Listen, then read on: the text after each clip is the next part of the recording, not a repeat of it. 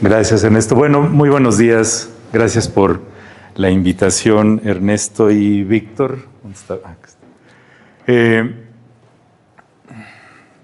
Bueno, soy médico pediatra, como ya comentó Ernesto, y me he dedicado ya por más de 20 años a la educación de tiempo completo, ¿no? Y soy académico de la Facultad de Medicina y mis horas de docencia son con profesores de especialidades médicas y con estudiantes de especialidades médicas. Entonces, es la primera vez en los 20 años que tengo en la UNAM que me toca estar en un aula de la Facultad de Filosofía y Letras, ¿no? Hubiéramos tenido la sesión en el auditorio, pero bueno, no, perdón, pero es otra historia. Están grabando, se me olvidó, ¿no? Bueno, tengo entendido que son estudiantes de licenciatura, todos ustedes. Ok. ¿Pedagogía, la mayoría? ¿De cuál otra, además de pedagogía? ¿Filosofía? Híjole. Solo historia. Historia. Muy bien. Bueno, revisando el programa de la inteligencia artificial y sus aplicaciones en las humanidades en esta cátedra extraordinaria, sí, me sentí un poco, como dicen, nadando fuera de la alberca a la que estoy acostumbrado, ¿no? Pero Ernesto me invitó porque a lo que me he dedicado en los últimos años es a la educación en línea, a la innovación educativa. Durante la pandemia, el doctor Graue me asignó la responsabilidad de la coordinación de todo lo que tenga que ver con educación en línea a distancia, que si recuerdan fue todo un reto, ¿no? Aunque algunos de ustedes creo que les haber tocado en el bachillerato. Las diapositivas se las compartí a Ernesto para que se las envíe a ustedes en un PDF, porque vienen varias ligas y bastante información. Y tengo entendido que tenemos hasta antes de las 12, ¿no?, para desocupar esta aula. Interrúmpanme en cualquier momento. Si algo no queda claro, quieren que lo repita, con confianza. Ahí está mi correo electrónico. Estoy a sus órdenes en esta dependencia. Sí, seguramente ya algunos están hasta acá de lo de inteligencia artificial, ¿no? En todos los congresos de educación que voy en cualquier lugar del planeta, virtuales o presenciales, parece que el único tema, ya no hicimos monotemáticos, lo cual es incómodo porque, como veremos, y como seguramente han discutido en las sesiones previas y en las prácticas que tienen, esto todavía está en veremos. El jurado está afuera en muchas de estas cosas en términos del efecto en el aprendizaje. Pero, por otra parte, también en muchos lugares del mundo hay muchas personas que nunca han oído hablar del tema. Es interesante, unos colegas que tengo que son profesores aquí en la Facultad de Filosofía, el año pasado me decían que con el método supercientífico de levanten la mano, cuando se les decía quiénes habían usado alguna de estas herramientas, casi ninguno levantaba la mano. Y en medicina hace un par de años, en los hospitales más importantes de la ciudad, que doy clase con los residentes de pediatría, también como de 1 de cada 10 la usaban. Pero hoy, ahorita, ¿en qué estamos? Septiembre, mes patrio del 2025, en los hospitales en los que doy clase, todos levantan la mano ahora sí. No les voy a pedir que levanten la mano para que no se sientan incómodos, ¿no? Pero generalmente ya todo el mundo ha oído hablar de esto. Y bueno, la pantalla como se hace un poco más chica por la disposición del aula, algunos de los textos a lo mejor no se alcanzan a ver bien, pero bueno, reitero, les comparto las diapositivas y haremos lo posible porque se complemente. Entonces, han surgido cosas como esta, porque obviamente la inteligencia artificial hace unos años no era muy del interés de las personas que estudiaban las carreras que están estudiando ustedes. Pensaba uno en ciencias de la computación, en informáticos, ingenieros, pero ahora que brincó al estrellato, surgen artículos como este, que este es de hace poco, ¿no?, de abril 2025, el New Yorker, si las humanidades sobrevivirán el embate a la inteligencia artificial. Adelante. Pero por otra parte hay expertos que dicen que sin las humanidades no hay manera que todo este mitote de la inteligencia artificial, sé que el mitote no es una palabra científica y se me salió, pero bueno, es parte del lenguaje, realmente beneficia a la humanidad, valga la repetición de la palabra humanidad. Lo que sí es un hecho es que las imágenes que hacíamos antes, hace muchos años, con Paint o con alguno de estos software que los más maduros de aquí llegamos a utilizar, o con PowerPoint o algún software, ahorita no tiene nada que hacer con el potencial de hacer imágenes con las plataformas, que en unos cuantos segundos me genera una imagen de muy alta calidad, le pone aquí lo de UNAM, pone gente que no son puros güeros de ojos azules, como las fotos tradicionales de la educación en línea que todo el mundo las bajaba de la red. Aunque sigue sin resolver totalmente, aquí dice inteligencia artificial generativa para las humanidades, pero aquí dice ingeniería en lugar de ingeniería. Obviamente no es perfecto, pero la calidad de las imágenes mejoró muchísimo.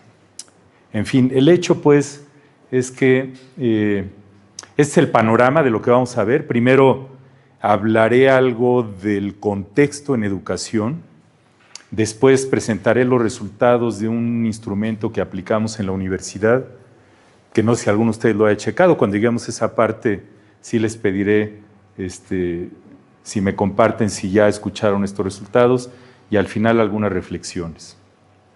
Entonces, yo creo que tal vez lo primero es esta metáfora que usamos de que el genio salió de la lámpara, ¿no? Que antes le poníamos interrogación, pero ahorita ya ahí está. Y cuando decimos eso, que salió de la lámpara, quiere decir que ya no lo podemos volver a meter. Y pongo el logo de ChatGPT, que es de una empresa que se llama OpenAI, que no sé qué sintieron ustedes, no sé si vieron las noticias hace 3, 4 días, todos los jefes de las grandes compañías tecnológicas del mundo cenando con Donald Trump y con su esposa. El de Apple, el de Alphabet, donde está Google, el de Amazon, todos ellos ahí, rindiéndole pleitesía de una manera tan, ¿cómo decirlo?, asquerosa y arrastrada, que dices, ¡ay! El mismo CEO de Apple, que yo lo tenía más o menos en me había causado buena impresión, no sé si vieron hace unas semanas que le regaló al presidente de Estados Unidos una cosa de oro, pero de oro de muchos quilates, ¿no?, en reconocimiento a lo que está haciendo por la humanidad. En fin, entonces está todo esto contaminado en el sentido de que estas empresas, cuando hicieron esto, no pensaron en que lo fueran a usar ustedes para su aprendizaje personal. Lo han pensado con otras metas, pero ahí está. Y es capaz de hacer un montón de cosas, como verán en la cuestión de las humanidades digitales, que antes eran impensables.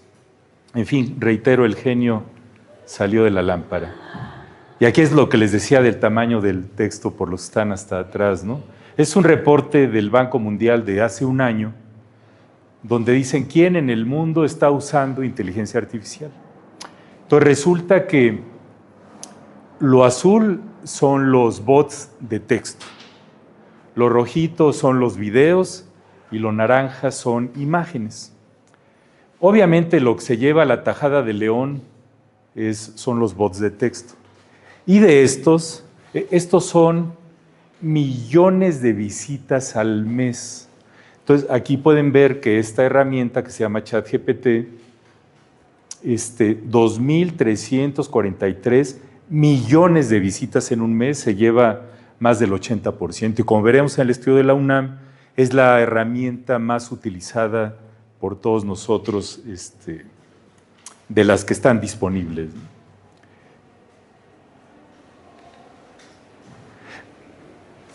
Y una de las cosas es que este mes o el mes pasado la plataforma alcanzó más de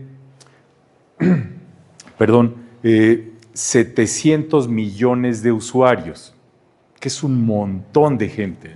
Sigue siendo menos del 10% de la población mundial, pero es un montón de gente que la está usando y los ingresos de esta empresa que genera esta plataforma se han ido al cielo y se ha convertido en la palabra que se usa en inglés está de startup, de empresas nuevas que están despegando, es la startup más exitosa en la historia de la humanidad. Entonces, forma parte de nuestro paisaje. Este colega que ven aquí se llama Dragan Gašević, es uno de los expertos mundiales en una cosa que se llama analítica del aprendizaje, que es el uso de datos para mejorar el aprendizaje y de uso de inteligencia artificial desde antes que brincara al estrellato, como pasó con ChatGPT en noviembre del 2022. En esta conferencia que dio el año pasado, que ahí la pueden checar completita, habla del uso de estas herramientas para la evaluación del aprendizaje, que ese es todo un tema. Y usó esta imagen que me gustó mucho, por eso la pongo, del elefante. No sé si han oído hablar de esto del elefante en la sala, que ahí está y que todo el mundo se hace como, pues qué sé yo, ¿no? Como ahorita el presupuesto de nuestro país y tantas cosas, ¿no? Pues ahí está, es algo que está en todos los pasillos, en las pláticas de café, en las aulas, en las reuniones, etcétera. Entonces ahí está. Entonces dice que el elefante está en el aula, en la escuela, en todo lo que hacemos. Y algunas organizaciones, esta es una organización que se llama EDUCAUSE, es internacional, pero su principal componente es norteamericano, que se dedican a analizar lo que ocurre con el uso de tecnología en educación. Y en el último reporte de este año, lo sacan cada año, ahí me tocó participar como uno de los evaluadores hace 4 años, el documento es de acceso libre, también lo pueden descargar, les da una imagen muy amplia de lo que está ocurriendo con el uso de tecnología en evaluación y lo que va a ocurrir.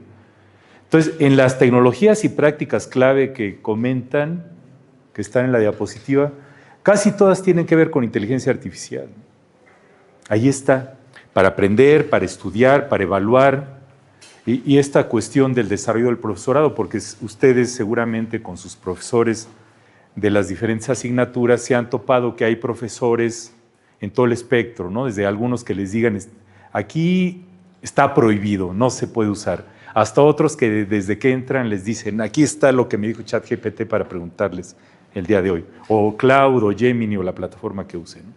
Entonces hay diferentes elementos, pero predomina pues esto, y la gobernanza de la inteligencia artificial, que sigue siendo algo muy resbaloso de agarrar, elusivo, no sé si existe la palabra en español elusivo, que se te va de las manos, no es fácil, porque la gobernanza implica consecuencias de su uso inapropiado, ¿no? Y eso es muy difícil de lograr en un país, en todos los países, ¿no? Pero más en uno como el nuestro, donde ahora la aplicación de la ley de la justicia está en manos de unos personajes que, bueno, ustedes han visto también en todos los medios, ¿no? A lo mejor nos va mejor, todavía no sabemos, como dijo el presidente de la Suprema Corte nueva, hay que darles el beneficio de la duda, ¿no? En fin, entonces la gobernanza sigue siendo todo un tema y regresaremos a él más adelante. Y aquí nada más quisiera puntualizar que hay una cosa en la universidad que se llama el PDI, que es el Plan de Desarrollo Institucional. Se elabora con una propuesta del rector, se nutre, ya hay quienes critican el proceso, pero bueno, es otra historia, con la opinión de toda la comunidad, y dentro de los proyectos que hay uno que se llama Desarrollo de la Inteligencia Artificial Generativa en la Docencia Universitaria. Entonces, está puesto en el PDI. Cuando se pone en el PDI, se obliga a la institución, ante la rendición de cuentas del país, la Auditoría Superior de la Federación, que estos proyectos tienen que tener productos y tienen que ocurrir cosas. No se nos asigna más presupuesto, pero con el presupuesto que ya tenemos que caminar un poquito en ese sentido, y a la dependencia en la que yo estoy ahorita de coordinador, que reitero, la repito para ver si se la acuerdan al final, ¿no? Al final de la clase les voy a preguntar cómo se llama la dependencia. Es CID, no está tan difícil. A ver, CID, Coordinación de Evaluación, Innovación y Desarrollo Educativo. O sea, es una dependencia a nivel central que depende de la Secretaría General, y ahí estamos encargados de la evaluación educativa, ahora sí que del examen de ingreso al bachillerato o la licenciatura, los exámenes diagnósticos, la formación de profesores.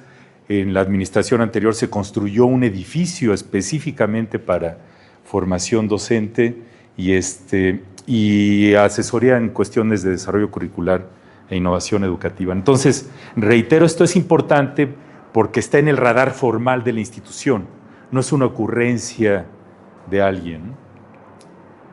Y hace 2 años, el doctor Lomelí, siendo secretario general, instaló los trabajos de este grupo de trabajo, donde habemos personas de diferentes entidades y dependencias de la UNAM. Hay no le quiero llamar sesgo, ¿no?, pero una carga a que hay más gente de las ingenierías y de ciencias de la computación, pues como es natural, ¿no? Pero se han sumado personas del Instituto de Investigación sobre la Universidad de la Educación y de otras entidades de la universidad. Entonces se instaló el grupo de trabajo y brevemente les comentaré algunas de las cosas que se han hecho. Este es así como ¿les gusta la ciencia ficción? A mí me encanta, ¿no? Antes, cuando era adolescente, como ustedes, sí, todavía hay muchos adolescentes aquí, uno de mis principales orgullos era tener más de 400 libros de Isaac Asimov, completitos así en un librero, ¿no? Siempre me preguntaban, ¿ya los leíste todos? Y la típica respuesta de la persona que tiene un montón de libros es, si les dices ¿qué responden cuando le dicen si ya leyeron todos sus libros? Si dices que no, dice, entonces ¿para qué tienes tanto? Si dices que sí, dice, está mintiendo, ¿no? Entonces, leí la mayoría, pero por ejemplo, las serie esta de la Fundación, que en la versión adaptada de Apple, no sé qué les parezca, a mí me da sentimientos encontrados. Y lo comento porque la palabra Gaia, que quiere decir en este sentido como la Tierra, el planeta, la madre que nos nutre, que está en riesgo con el calentamiento global, etc. Entonces, con el juego de palabras le pusimos Gaia Gen de la UNAM. Aquí está la página de internet, pueden encontrar algunas de las tareas que hemos hecho como grupo. Una de ellas tenemos un seminario del tema, y aquí enfatizo que esto es directamente relevante a la educación, porque todo mundo habla de inteligencia artificial, pero de la gente que habla de inteligencia artificial en la vida o en las universidades, no todo mundo sabe educación, que esa parte que es tan incómoda de la sociedad en general, que la educación como campo de estudio está, adelante por favor, está bastante, ¿cómo decirlo?, castigada, ¿no? Aunque ahora creo que en el presupuesto van a subir 3.5% a la educación, pero a ver cuánto nos toca. No nos vayan a sacar un susto como el año pasado. Entonces, tenemos ese seminario que es específicamente el tema, es gratuito. Este va a ser, pues va a ser pasado mañana, no mañana, hoy es miércoles, ¿no? Mañana en la tarde, aquí se pueden registrar. Tenemos un invitado de la Universidad de Sydney de Australia, un experto en el tema, y mensualmente tocamos temas diversos relacionados con la educación, y todos los videos de los seminarios están disponibles de acceso abierto para todo mundo en la página del internet, ¿no? El mes que entra vamos a tener una profesora de la Universidad de Buenos Aires, en fin. Entonces los invitamos pues a que chequen ese material que ahí está. Otra cosa que hicimos, esto fue hace 2 años, no sé si han oído hablar de Coursera. La UNAM tiene un convenio con Coursera, que es la plataforma más grande del mundo de una cosa que se llama MOOCs, cursos masivos abiertos en línea. Que con el gobierno federal actual, no sé si han escuchado al subsecretario de Educación Superior, ahora sí van a implementar, por fin yo creo que es algo bueno, algo que se llama educación para toda la vida, que implica una cosa que se llama microcredenciales. Porque yo puedo haber estudiado la carrera de ingeniero en ciencias de la computación hace 10 años y ahorita yo no tengo la más remota idea de que es un gran modelo de lenguaje. Entonces uno tiene que mantenerse actualizado siempre. Estas microcredenciales van a formar parte de nuestro paisaje en educación superior en los años próximos. Entonces, Coursera, la UNAM, tenemos este convenio de que todos los estudiantes de la UNAM, profesores y trabajadores, pueden tomar estos cursos registrándose a través del portal MOOC UNAM sin costo. Coursera, por ahí hay una tesis de un colega de una de las FES que estuve en su examen de grado, que decía que la UNAM ya se había privatizado porque había hecho un pacto faustiano con el neoliberalismo en su máxima expresión, que es Coursera, que es el Valle del Silicio en San Francisco, etcétera, etcétera, ¿no? Yo creo que hay que ver el vaso medio lleno, ¿no? el estar con Coursera nos ha permitido que los cursos elaborados por profesores de la UNAM están disponibles. Los usuarios, lo han visto en los medios de la UNAM, ya rebasan los 6 millones de personas. Entonces, perdón, como ven, tiendo a irme mucho por las tangentes, perdónenme, pero pues tenemos tiempo, ¿no? Entonces, estos cursos ahí están, y parte de nuestra paradoja es que tenemos algo que es gratis, de buena calidad, que es un curso que yo puedo tomar cuando quiera, regresar cuando quiera, nadie me va a regañar, nadie me va a mirar así con miradas de, ¿cómo llamamos?, de que te están juzgando, de que qué ignorante eres o cómo es posible que no sepas esto. Es en línea totalmente, de manera sincrónica. ¿Cuántos usuarios de la UNAM creen que están en esos 6 millones que presumimos en los medios de la UNAM? Échenle un número. ¿Cuánta gente hay en la UNAM en total? Más o menos. 300 y tantos. 372,000 estudiantes, 44,000 docentes y un montón de trabajadores de base. Somos como 500,000 de personas. De ese 500,000 de personas, ¿cuántas personas creen que están registradas en Coursera UNAM? Cuando empezó la pandemia, que me asignaron la tarea de la educación en línea, me encontré con la paradoja, pues, de que de la UNAM había menos de 10,000 personas registradas en Coursera. Hicimos lo que pudimos en términos de mercadotecnia y de casi de hincarse, por favor, regístrense. Y ahorita andan como en 25,000, ¿me entiendes? Pero sigue siendo un porcentaje muy bajo en términos de la población general. Y esto se los comento porque la petición permanente de todo mundo es que yo quiero tener acceso a cursos que me permitan mejorar esto y que yo pueda tomar a mi tiempo. Pues hicimos este MOOC, que es un curso masivo abierto en línea, en 10, 12 horas lo terminan. Lo hicimos hace 2 años, pero sigue siendo vigente porque se enfoca en los principios educativos, que es una parte fundamental. Entonces, esto lo presentamos aquí con los directores de la prepa y el CCH, que curiosamente son de los principales usuarios, perdón que use la palabra curiosamente, ¿no?, pero de los principales usuarios de estas cosas en la universidad. Y el curso sacó un premio mundial el año pasado de la Alianza Mundial de MOOCs por la manera como está hecho el curso. Entonces los invito a que lo chequen, lo revisen, se pueden registrar, explórenlo, a ver si les late, y está en español. Y si lo terminan, les da su papelito ahí. Que el problema del papelito que sale al final es que en letra chiquita abajo dice, este documento no tiene validez de créditos, en fin.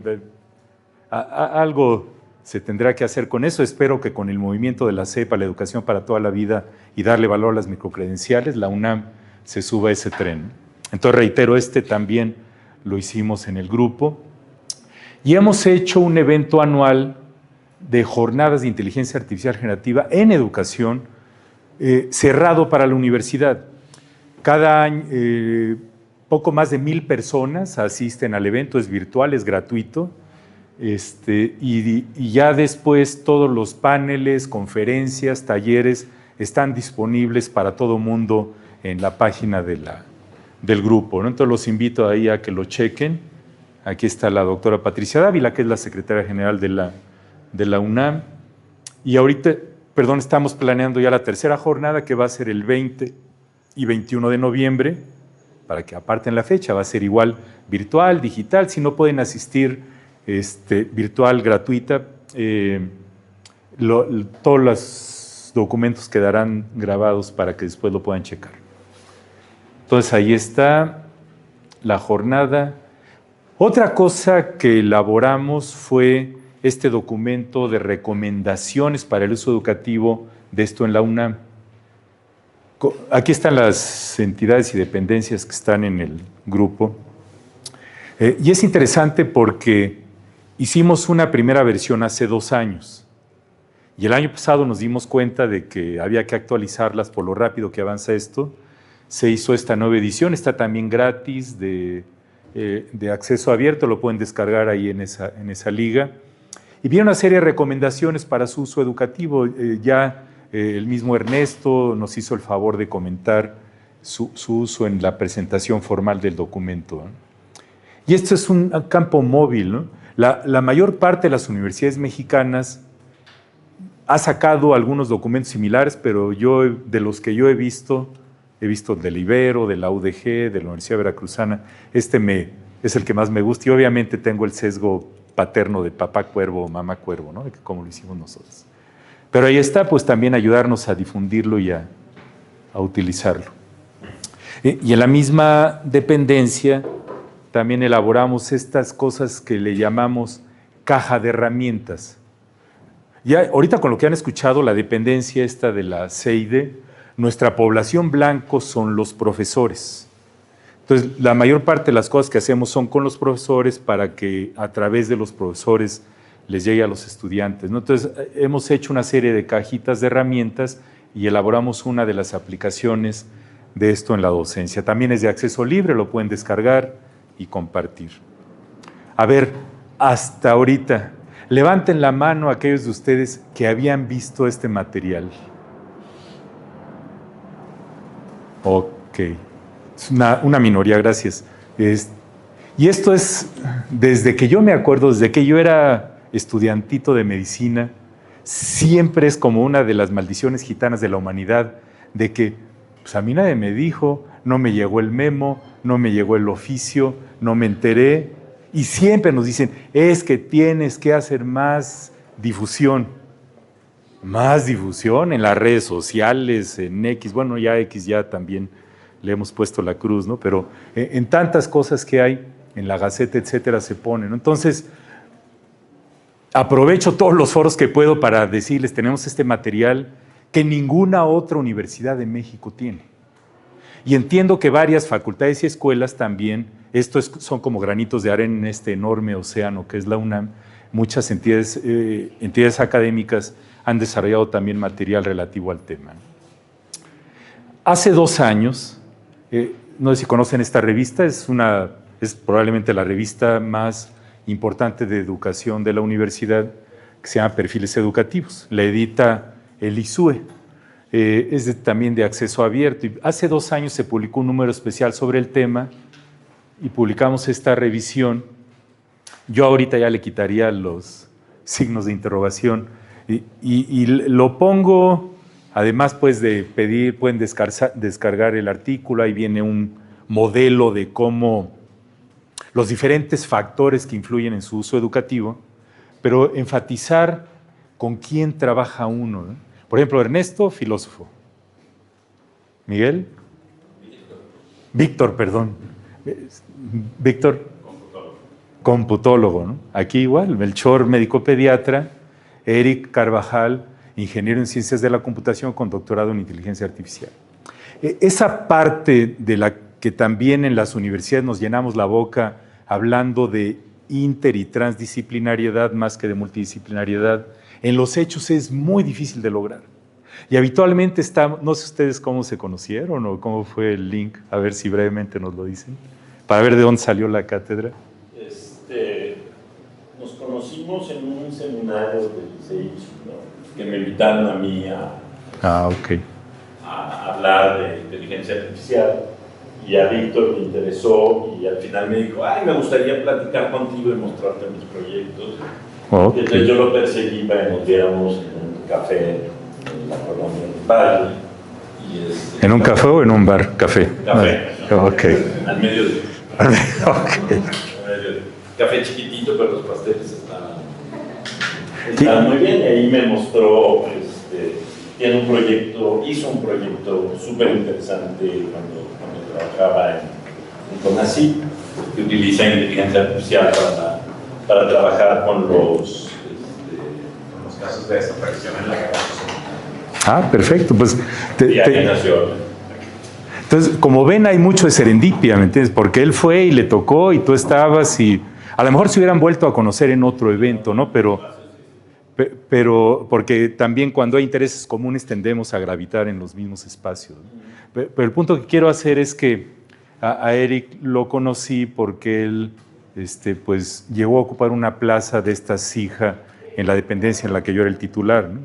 Cuando vi lo que él era capaz de hacer, y con la inquietud que teníamos le dije, pues escribamos el artículo juntos. Y esto me lleva pues a la importancia de hablarnos con gente que tiene otro bagaje epistemológico, de paradigmático, etcétera, otra manera de ver la vida, ¿no? Ya ven que a los médicos se nos acusa, y con mucha razón, de ser muy cuadrados, muy positivistas, muy puros ensayos controlados con asignación al azar, en fin. En fin, regresando al punto, es importantísimo, sobre todo con herramientas como estas que son tan pluripotenciales, hablar con personas que tienen diferentes perspectivas del tema. Y hace 2 años, esto es en febrero del 2023, se creó esta organización que se llama GRAIL, la Alianza de Investigación Global de Inteligencia Artificial en Aprendizaje y Educación. Este fue su primer webinar, por ahí está en YouTube, está muy bonito y aquí varios expertos de varios países del mundo, pero el doctor Gacevich dijo, todavía estamos en el espacio de la especulación. Lo que no tenemos ahorita es evidencia de investigación de que esto haga más bien que mal, ¿no? Pues aquí estamos 2 años después. Sé que esto es imposible que lo lean, pero al final del día ya hay más de media docena de artículos de esta modalidad que se llaman metaanálisis. Metaanálisis es una revisión sistemática cuantitativa que aglutina muchos trabajos de investigación. Cada rayita de estas es una comparación de un trabajo de investigación. Aquí están las cifras, esta es la referencia. Cada cuadrito de estos es el tamaño del efecto y cada raya horizontal es una cosa que se llama intervalos de confianza del 95%, que es como el rango de valores dentro del cual, con un 95% de probabilidad, esté la verdad. Entonces, como ven, son un montón de comparaciones, ¿no? La raya esta de en medio es la raya de no diferencia. Cuando un punto está aquí, como pues este punto, quiere decir que en el grupo control ocurrió lo mismo que en el grupo de la intervención. La diferencia fue de 0. Si los cuadritos se jalan de este lado, quiere decir que la inteligencia artificial promovió el desempeño académico, el logro académico. Y aquí abajito viene este rombo que en la jerga de esto se le llama el diamantito de la verdad, donde el eje vertical del rombo es el estimado del efecto ponderado de todas estas comparaciones y el eje horizontal del rombo es el intervalo de confianza. Entonces, cuando juntas todos estos estudios, tu tamaño de la muestra se va al cielo, tu estimación, la precisión de la estimación aumenta muchísimo y aquí se documenta claramente con un tamaño del efecto, en este caso de 0.5, que utilizando esto mejora el desempeño académico. Entonces, este es un metaanálisis y en mayo de este año salió este otro que documentaron también para variables muy interesantes, desempeño académico, estado afectivo emocional, varias cosas, un tamaño del efecto muy importante. Y aquí no sé si habían escuchado alguna vez este tipo de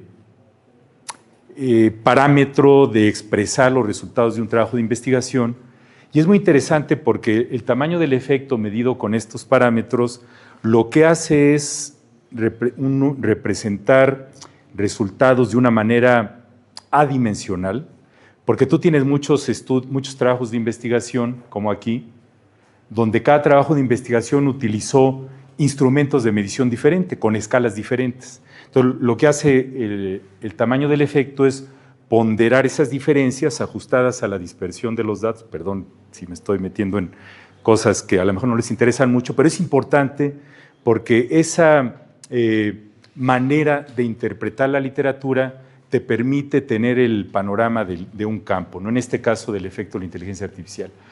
Y aquí, como pueden ver, los tamaños del efecto son muy sustanciales.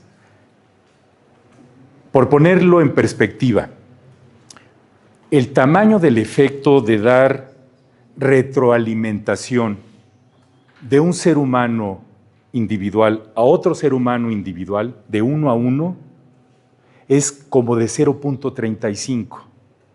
Y uno pensaría que caray, el darle retroalimentación profesor a un individuo 1 a 1 es así como lo máximo a lograr, ¿no? Es uno de los sueños educativos, ¿no?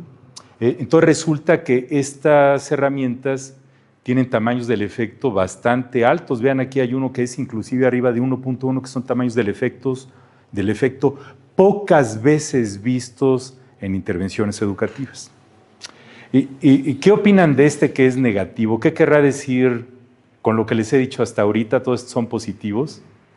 Negativo en esfuerzo mental. ¿A qué les late? ¿Qué revela que ese número sea negativo? Y negativo grande, casi el 0.7. Que pensamos menos. Menos esfuerzo mental. Sí, adelante, por favor. ¿Alguien más también quiere decir algo por allá? ¿Sí? Eficiencia. Es decir, hacer la misma cosa con menos esfuerzo. Podría ser que esté justamente funcionando, pero no de acuerdo a lo que es como si estuviera divulgando. O sea, no está haciendo la tarea. Ok. Entonces, ¿qué prefieren ustedes? ¿Que algo les cueste mucho esfuerzo o menos esfuerzo? ¿Han oído hablar de la ley del menor esfuerzo? No se sienten las leyes de la termodinámica, ¿no? Pero si yo puedo hacer algo en menos tiempo y con menos desgaste, lo voy a hacer. Pues por eso todos los estudiantes del planeta están utilizando esas herramientas, porque pueden hacer un ensayo o una tarea en unos cuantos segundos en lugar de pasarse un montón de horas. El problema es que al no realizar ese esfuerzo, todavía no sabemos. ¿Se acuerdan cuando salió la calculadora? Bueno, ustedes están muy jóvenes, ¿no? Nacieron con la calculadora. Pero a los que nos tocó, que de repente salió la calculadora, hubo marchas, hubo bloqueos de calles en Estados Unidos de profesores diciendo vamos a educar unas generaciones de ignorantes de las matemáticas que no van a saber sumar ni restar, ¿no? Y aquí estamos varias décadas después, y pues a ver quién se avienta una división con un dividendo y divisor de más de 3 dígitos o una raíz cúbica a mano. Pues ay, casi nadie hace eso ya. Y aquí estamos, ¿no? No somos, no, o quién sabe, ¿no? ¿Qué tanto nos regresamos en términos evolutivos, ¿no? Entonces, ahí está, uno no sabe qué va a pasar, pero una de las críticas fuertes a esto, y les mostraré más adelante un estudio, al bypassear, al cortocircuitear, al brincarse ese esfuerzo, no usamos una cosa que se llama en psicología cognitiva metacognición, que es esta elaboración mental de rumiar, sexo y medio feo, ¿no? Así como las vacas, el conocimiento para realmente aprenderlo con H y que se nos quede de manera prolongada, ¿no? Entonces, el hecho de que produzca menos esfuerzo, reitero, el jurado todavía está afuera, la moneda está en el aire, no sabemos si eso va a ser bueno o malo a largo plazo. Los expertos del tema, como el doctor Gacevich, nos dicen, aquí está este foco amarillo, hay que tener cuidado de no venderla, como nos la vende Microsoft, Google, Apple, etcétera. Con esto, la educación va a cambiar radicalmente. Lo mismo nos decían cuando salió Internet y lo mismo nos decían de la educación en línea. Y ya ven ahorita, si han visto en los medios, que en muchos países del mundo, en muchas universidades, muchas escuelas, están eliminando los celulares porque los efectos en salud mental, aprendizaje, etcétera, etcétera. En fin, vamos a ver qué pasa. Por eso es importante estar atento a la investigación que sale. Los asteriscos no vienen en el subtítulo, ¿no? Pero son estos 4 fueron de un grupo de estudios y es decir, el metaanálisis no fue con todos los estudios, ¿no? Entonces hubo unos que tomaron algún tipo de estudio y otros no me acuerdo cuál fue la diferencia, ¿no? Pero no significan significancia estadística como es lo usual, ¿no? Todos estos son estadísticamente significativos, menos el de autoeficacia. Cuando uno ve los intervalos de confianza, mejor me regreso a la imagen aquí. Cuando la raya horizontal rebasa la línea del 0, como es en este caso, quiere decir que la diferencia no es estadísticamente significativa porque el valor puede estar o en pro o en contra. En cambio, cuando los intervalos de confianza no rebasan la línea del 0, como en este de aquí, que no llega al 0, este estudio sí fue estadísticamente significativo. Esta manera de presentar los resultados te da la información visual de cuando algo tiene diferencia estadística. En fin, si los asteriscos tienen que ver con de cuáles estudios surgieron esas comparaciones que vienen explicados en el pie de la tabla. Y decía este hombre que es uno de pues el padre del concepto de calidad total, y también estoy consciente que el concepto de calidad para muchas personas es neoliberal y lo que ustedes quieran, pero al final del día, ustedes quieren cosas buenas, buena enseñanza, buena docencia, buena evaluación, le pongamos o no el mote de calidad. Y este hombre dijo esta frase que me gusta mucho porque dice, confío en Dios, confiamos en Dios, pero todos los demás me tienen que traer datos. Es decir, si yo quiero, no sé si vieron las noticias del día de hoy, casi todos los memes que dicen dato mata relato, yo puedo decir, es que esto es lo más importante, pero si no te doy presupuesto para eso, es pura demagogia, ¿no? Como han dicho tantos políticos. Entonces, una de las cosas importantes es lo de los datos, ¿no? Y eso me trae a la segunda parte de la plática de un cuestionario que aplicamos en la universidad. Aquí también sí les pediría, levanten la mano quienes han visto los resultados de este cuestionario. Ok, entonces, qué bueno. Qué bueno y qué malo, ¿no? Porque dice... Lo publicamos, el estudio lo hicimos, bueno, mejor se los narro. Aquí está el contraste de la imagen que hice con ChatGPT hace año y medio y la que hice hace unos meses, ¿no? Es decir, no me podrán negar que la calidad de la imagen es un brinco cuántico, man. Obviamente sigue equivocándose aquí que me pone que la pantalla de la computadora está de este lado, entonces este hombre ¿qué está viendo, no? Ese tipo de detallitos todavía surgen ahí. Pero la calidad de la imagen es increíble.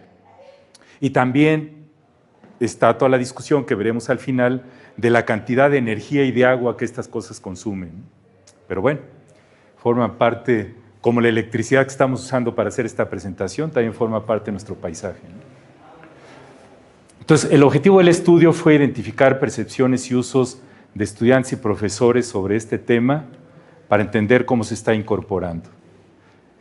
No sé si alcanzan a leer atrás el texto, pero aunque creo que todos van a tener visión 20/20, ¿no? Y los que no traen lentes. Estas cosas es un estudio descriptivo, exploratorio, transversal, cuantitativo, con la aplicación de un cuestionario, 2 instrumentos, uno para docentes. Lo hicimos cortitos para que lo respondieran rápido y eso incrementa la tasa de respuesta. Lo hicimos en línea con esta plataforma y fue en octubre a noviembre del año pasado. Fue un muestreo no probabilístico, que es esta siempre de las cosas que el purista de la investigación va a decir, como no es probabilístico, no sirve.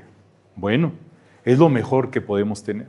Hace 4 años hicimos un estudio probabilístico sobre el uso de la educación en línea en la pandemia en la UNAM y fue una pesadilla logística legal poder hacer, no la parte matemática de calcular cuánta muestra requeríamos de cada plantel, de cada campo del conocimiento, sino el lograr la aprobación de las diferentes dependencias participantes para poder enviar el instrumento por la cuestión de la privacidad de los datos y no compartir los correos electrónicos de los estudiantes, ¿no? Entonces, en este estudio lo hicimos con nosotros en la CEIDE tenemos una clientela de docentes que buscan los cursos de formación docente, que ya tenemos más de 8,000 profesores que son así como clientes frecuentes, ¿no?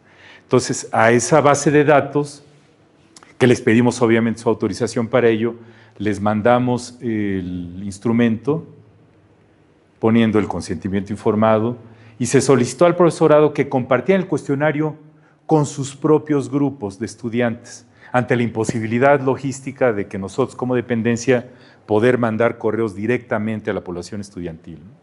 Entonces, eso nos llevó a una tasa de respuesta de los profesores fantástica, porque el promedio de tasa de respuesta de las encuestas en línea, ¿cómo cuánto creen que sea en general? 15, 10, como del 10%, ¿no? Y ha ido bajando. No sé ustedes cuántas encuestas les llegan, sobre todo a las personas que tenemos más edad. Diario nos llegan un montón de encuestas, ¿no? Entonces, tuvimos una tasa de respuesta muy, muy buena de este grupo de profesores, ¿no? Y tuvimos respuestas completas analizables de más de 2,000 profesores y más de 4,700 estudiantes. Es el estudio más grande en México hasta ahorita, porque hay uno de la Ibero. Hoy en la mañana salió una revisión sistemática, hablando de revisiones sistemáticas, del uso de la inteligencia artificial generativa en instituciones de educación superior en México. Y en esa revisión sistemática incluyeron nuestro estudio. Pero los demás estudios son muestras de 60 profesores, 80 estudiantes, en fin, poquitos, ¿no? Aquí son bastantes, pero obviamente como porcentaje de toda la institución, no pretendo decir que esto representa a pie juntillas la población de la universidad, que es bastante heterogénea. Entonces, son estas 3 dimensiones, un perfil que veremos brevemente, algunos de los conocimientos y desafíos en su uso y cómo le están usando, o cómo dicen usarla, que también es parte de los retos de los cuestionarios, ¿no? Cómo dicen usarla. Aquí está el bachillerato en azul, licenciatura en dorado, gris en posgrado. Los colores no tienen ningún significado misterioso, psicológico, de trauma infantil de nadie, ¿no? O mensaje psicológico o político de alguna manera. Son los que les pusimos. Y como pueden ver, vean las mujeres y los hombres. ¿Qué porcentaje de los profesores de la UNAM son mujeres? Más o menos. ¿Cuánto creen? Échale un número: 70, 60, 45% del total. O sea, de cada 100 profesores de toda la UNAM, como 45 son mujeres.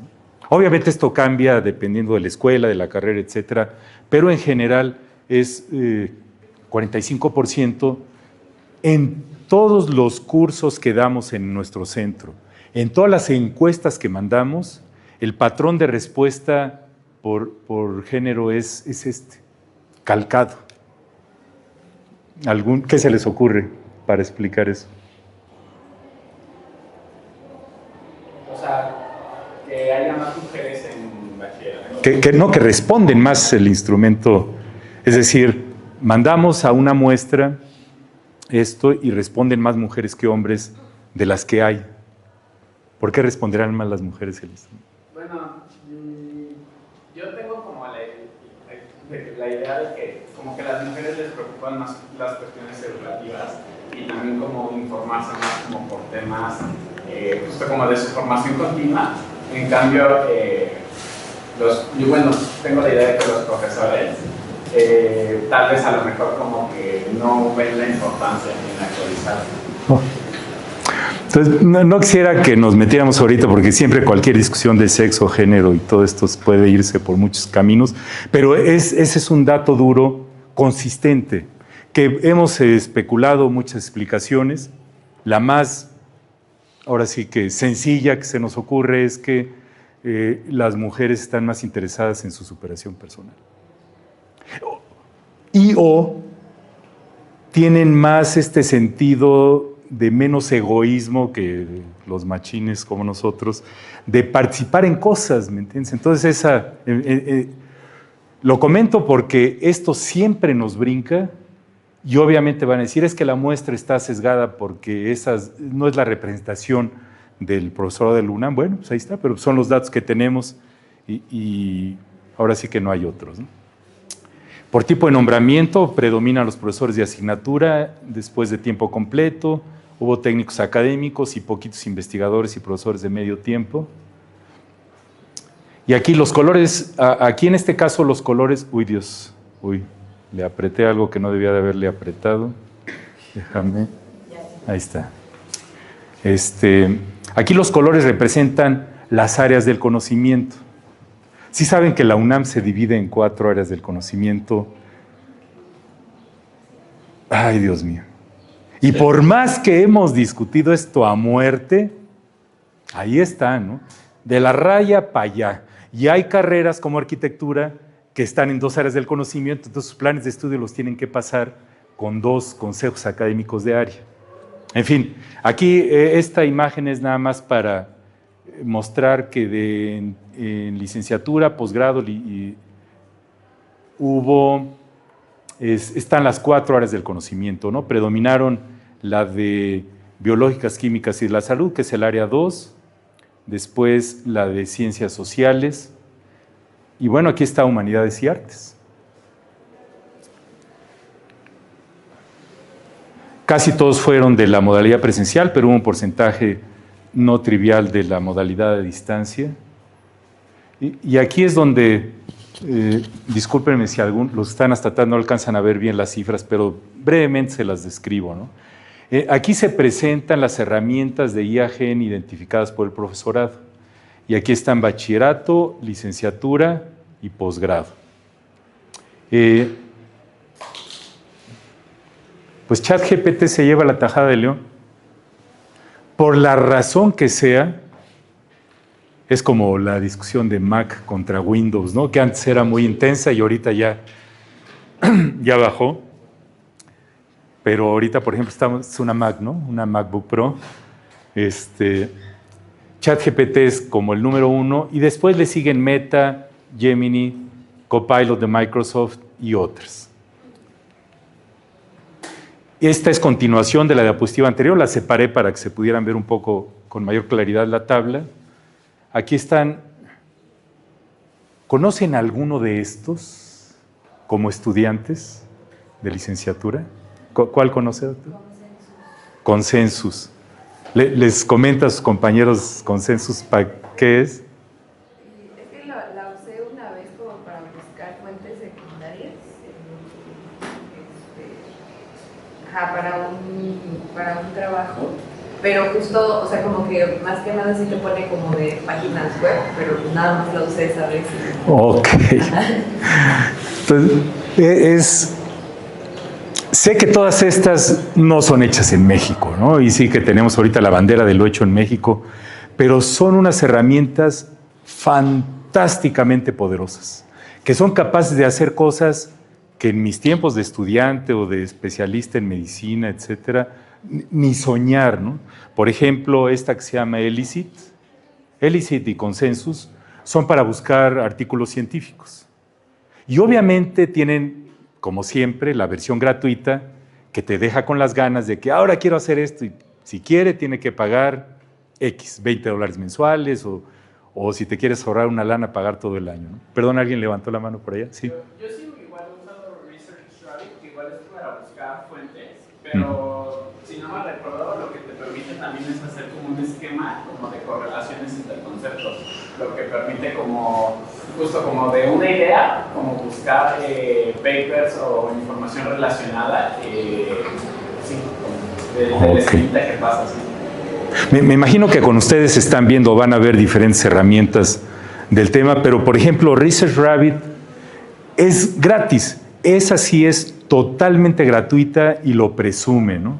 Es más, es de total acceso abierto y tiene la enorme bondad que te permite identificar los autores de los temas y quién está trabajando con quién, ¿no? Entonces, reitero, esto lo hicimos hace un año. Estos son profesores.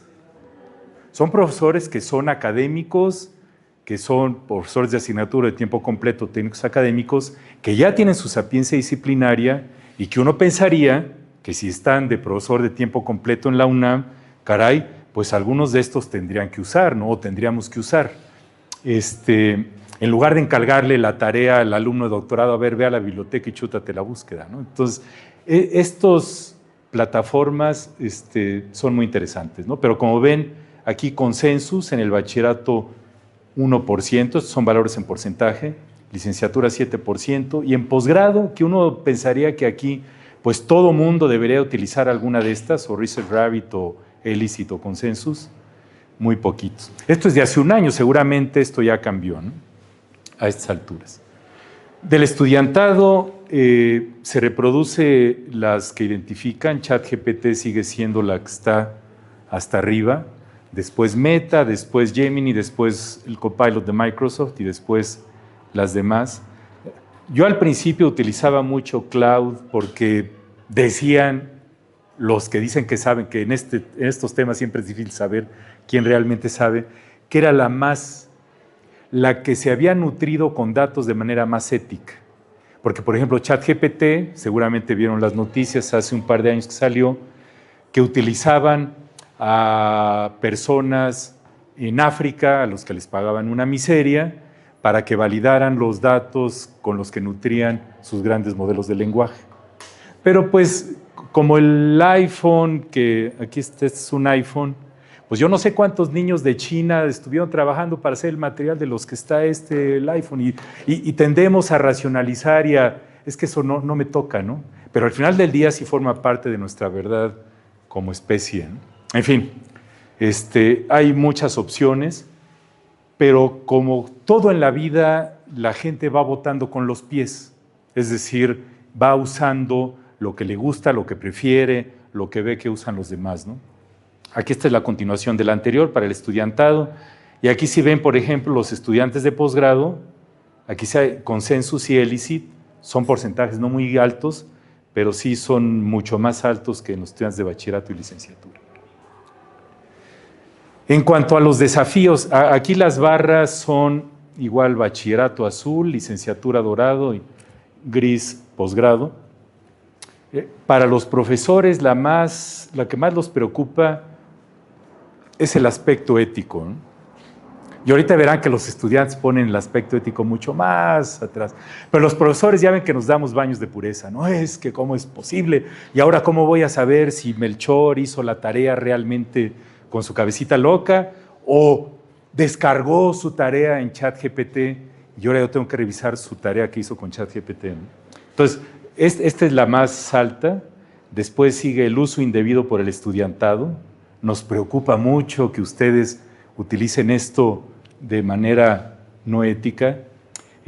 También nos preocupa la seguridad y la privacidad.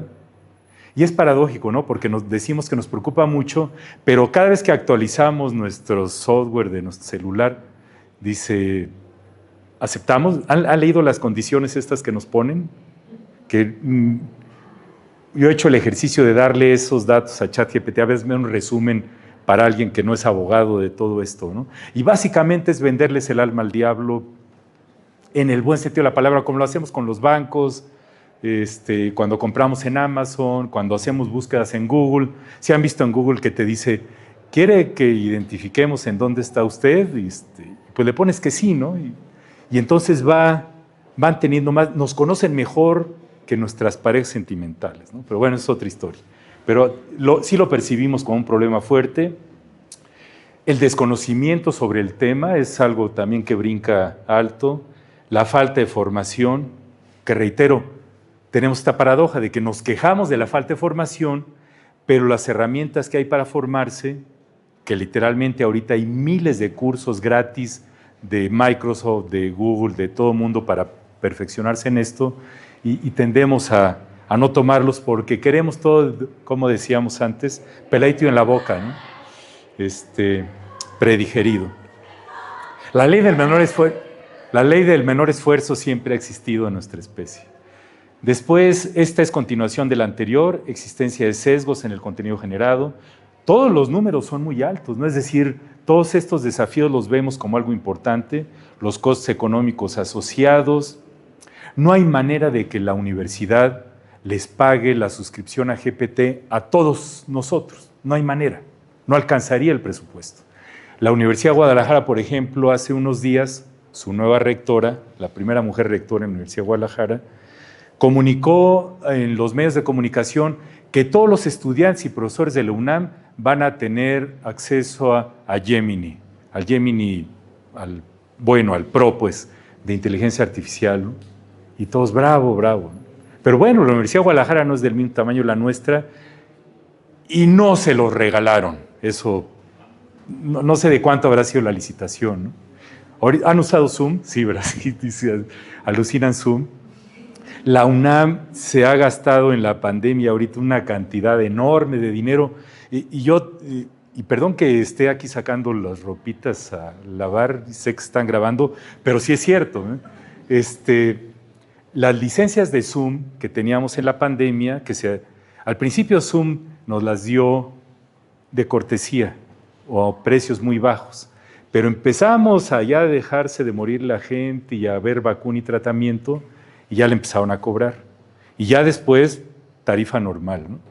Entonces, resulta que teníamos, por poner un número, 100,000 licencias de Zoom para profesores. ¿Qué porcentaje de licencias creen que nunca fueron usadas por los profesores? Más de la mitad. Es decir, teníamos licencias de las plataformas que no utilizábamos por no querer, que uno lo entiende, pues hay libertad de cátedra, cada quien decide qué plataforma usa, pero también teníamos licencias de Webex y mis licencias de Microsoft Teams, ¿no?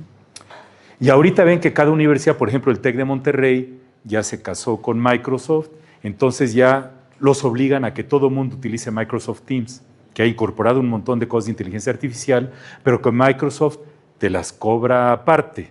¿Quieres utilizar la inteligencia artificial de Office? Es tanto. Todos nosotros tenemos Office en la UNAM. La UNAM le paga a Microsoft X cantidad de dinero por la licencia de Office para todos nosotros, pero no para la inteligencia artificial, porque eso implicaría un dinero extra, ¿no? Entonces, lo pongo aquí porque al final del día, y más en una universidad pública, es complicado esto, ¿no?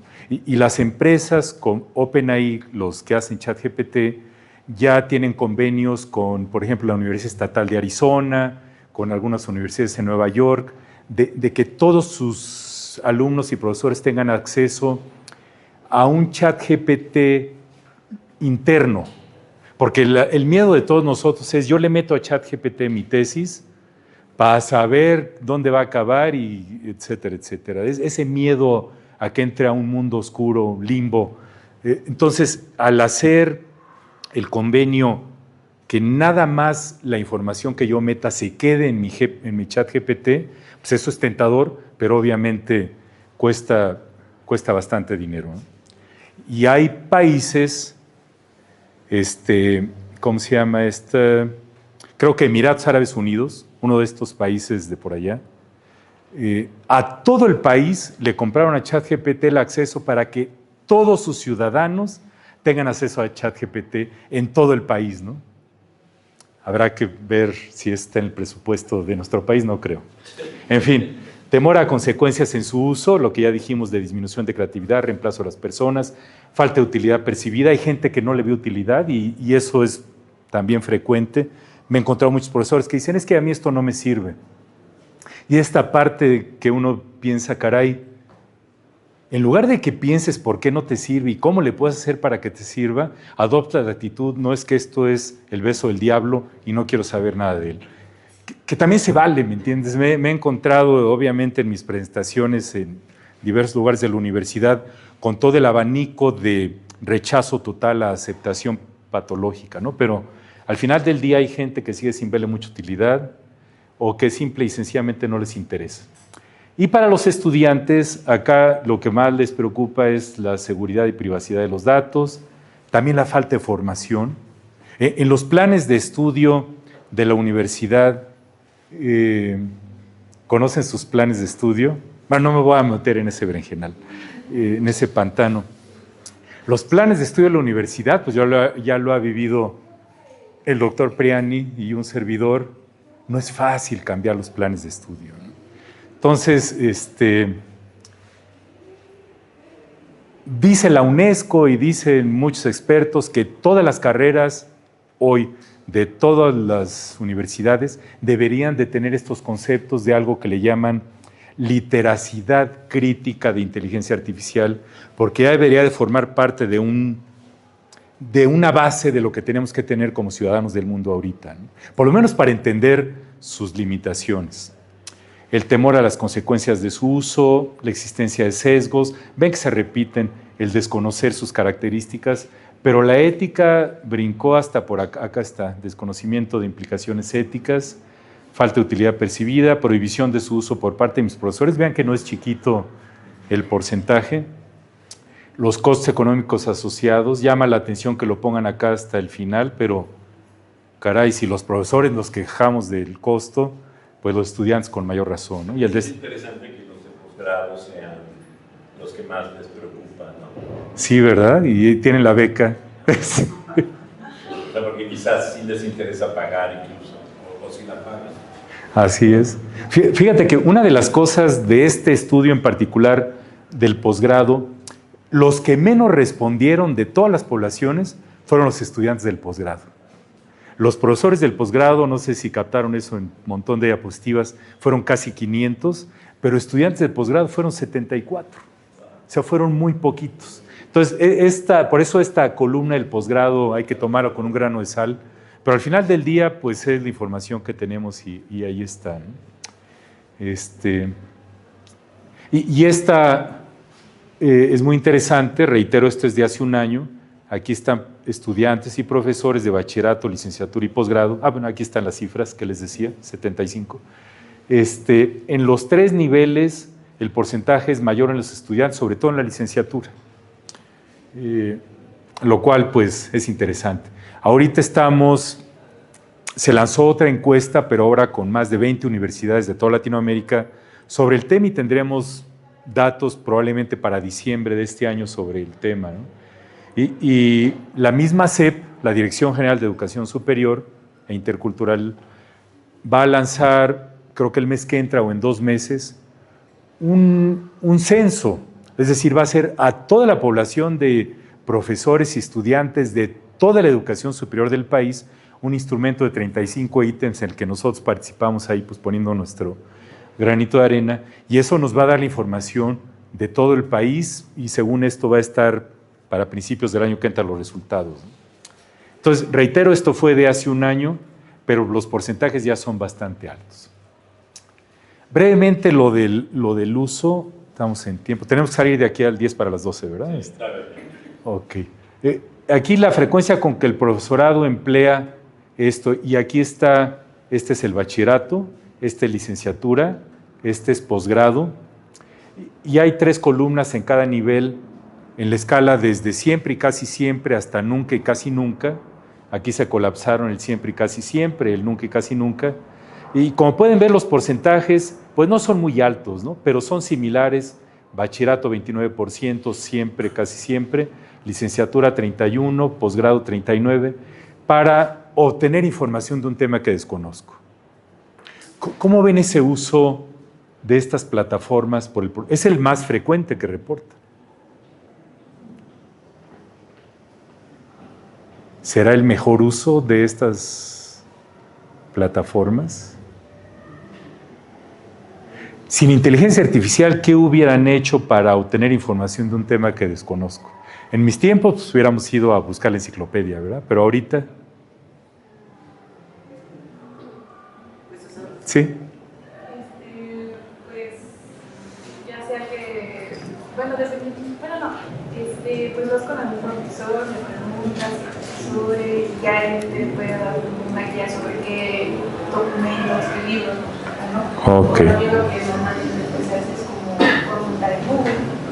Googlear, ¿no? Ya ven que googlear ya es un verbo, ya forma parte de nuestro lenguaje, ¿no?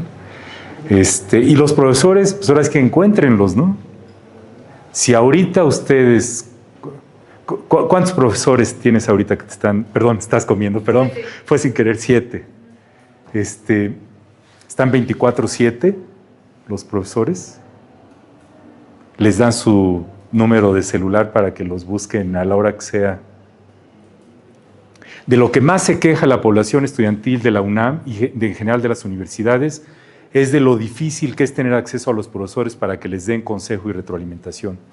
Y uno lo entiende porque los profesores, viéndolo del otro lado, imagínense ser profesor del CCH o de la Escuela Nacional Preparatoria y tener 5 grupos de 50 estudiantes cada uno. Pues ahora sí que ni para aprenderse los nombres, ¿me entiendes? Es todo un reto. Entonces, regresando al punto, lo más usado fue obtener información de un tema que desconozco, que antes de la inteligencia artificial, del boom que tiene ahorita, pues yo hubiera buscado una enciclopedia o preguntarle a un experto o googlear el tema o buscarlo en Wikipedia, ¿no? En la Facultad de Medicina, cuando di un taller de búsqueda de información y les dije que usáramos Wikipedia, unos profesores casi me excomulgaron por blasfemo de que ¿cómo usar Wikipedia si aquí estamos en la cuna de la ciencia? Le dije, pues aquí está la evidencia de que Wikipedia tiene la misma veracidad de información que la Enciclopedia Británica. Y me van a cuestionar la Enciclopedia Británica. Se puso buena la discusión, ¿no? El hecho es que ahorita Wikipedia se ha convertido, y no sabemos qué va a pasar con Wikipedia, con la inteligencia artificial. Ojalá sea para mejorar. Pero ahí está. Entonces, ese es el primer punto. Luego, buscar recursos bibliográficos, que es buscar en bases de datos. Llama la atención, pues, que los principales usos, y aquí ya entran otras cosas, ¿no? Diseñar actividades de aprendizaje. Ya eso es algo que, por ejemplo, para preparar una conferencia, sobre todo de un tema que no tengo armada ya la presentación, yo ya le pido ayuda, hazme una estructura o sugiéreme, ¿no? Porque decir hazme ya es hazme el trabajo, suena como que está uno haciendo trampa, ¿no? Sugiéreme para que yo con mi mente llegue a una presentación final común del tema, ¿no? Diseñar materiales didácticos, analizar datos. Hay unas plataformas de inteligencia artificial, Julius, no sé si la han visto, fantásticas, que hace un análisis de datos que dice uno, madre mía, ¿dónde habías estado antes de esto? ¿Sí? Es que justo siento que tal vez en la actividad docente me suena lógico que a lo mejor la IA ayuda a los profesores a consultar con un tema o a lo mejor como cierta bibliografía para que ellos, o sea, mi lógica es esta, puedan destinar más tiempo como a la planeación didáctica como de sus clases.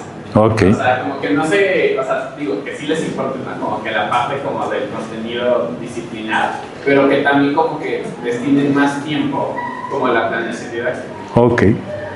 Ese tipo de cosas son las que es importantísimo obtener con estudios cualitativos y mixtos para saber realmente cuáles son los motivos del lobo o de la loba, ¿no? Es decir, ¿por qué hacemos las cosas más allá de que, ay, profesor de asignatura, me pagan poco y todavía quieren que me pueda evaluar chorrocientos exámenes? En fin, forma parte de nuestro paisaje, pero al final del día, como ven, todos estos porcentajes son relativamente bajos, sentimos que están creciendo, ya lo veremos en las últimas encuestas, ¿no? Diseñar exámenes, analizar literatura científica, porque ahorita ya nada les zampas el PDF de el metaanálisis que les mostré de Dang, de los chinos, es un artículo de 35 páginas en inglés, con una letra de esas minúscula, chiquitita, que usan muchas revistas, ¿no?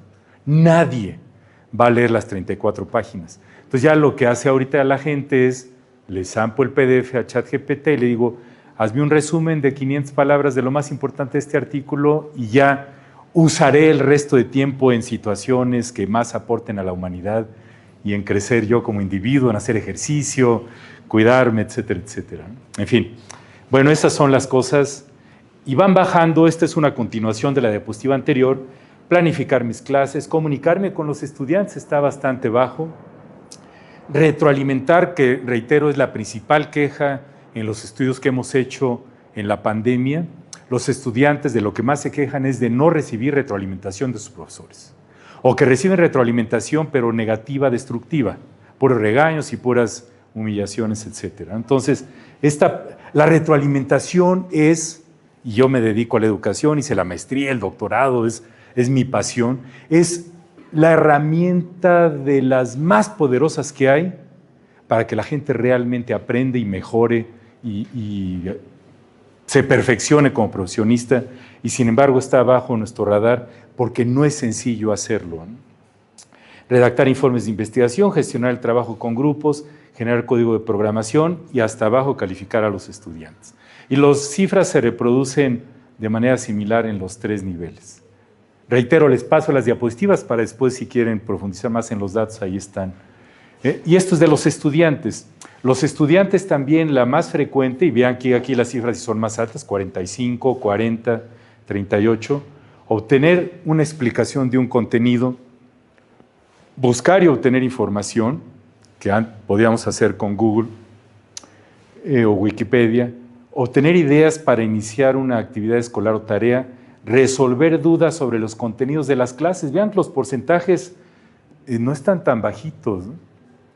Y es donde pensamos, una explicación puede ser, Los estudiantes buscan esto en las plataformas porque no lo reciben de sus profesores.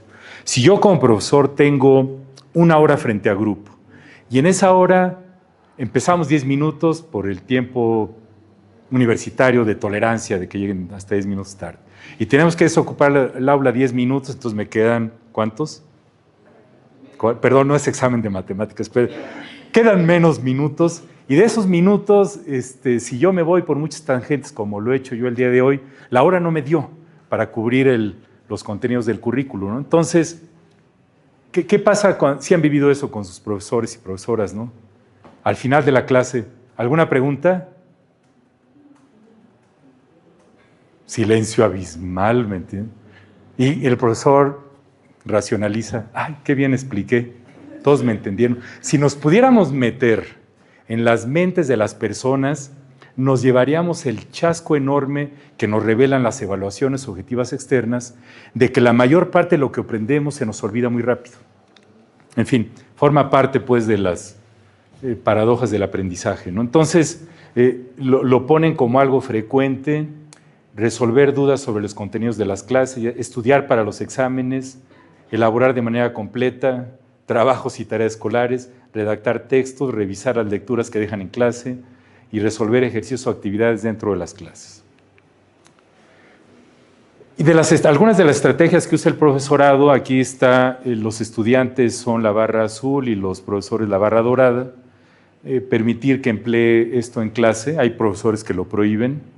Contemplar su uso en el programa, que eso sigue bastante bajo. Esto ojalá cambiara.